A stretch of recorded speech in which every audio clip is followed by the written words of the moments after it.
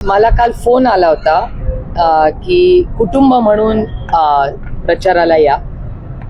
आणि बहिणींचा ना आणि कुणाचा, कारण आम्ही पहिल्यांदाच राष्ट्रवादी काँग्रेस पक्ष शरदचंद्र पवारांनी हा निर्णय आम्ही सगळ्यांनी घेतला होता की वहिनींचं इलेक्शन हे बिनविरोध व्हावं.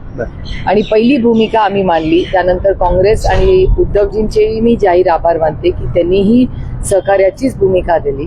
आणि आज महाविकास आघाडीच्या वतीने, कारण का मला काल फोन जेव्हा आमंत्रणाचा आला की नक्की या, तर कुटुंब म्हणून अर्थातच वहिनींसाठी हजर आहेच, पण त्याचबरोबर माझ्याही काही जबाबदाऱ्या आहेत, आमचे मित्रपक्ष आहेत.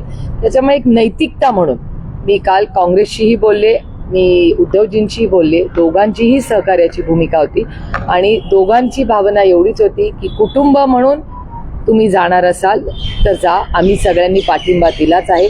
त्याच्यामुळे महाविकास आघाडीच्या वतीनेही शुभेच्छा मी देईनच, कारण का आम्ही सगळ्यांनीच त्यांना सहकार्याची भूमिका, हे इलेक्शन बिनविरोध व्हावं ही काँग्रेसचीही भूमिका आहे, ही उद्धवजींचीही भूमिका आहे आणि राष्ट्रवादी काँग्रेस पक्ष शरदचंद्र पवारांचीही आहे.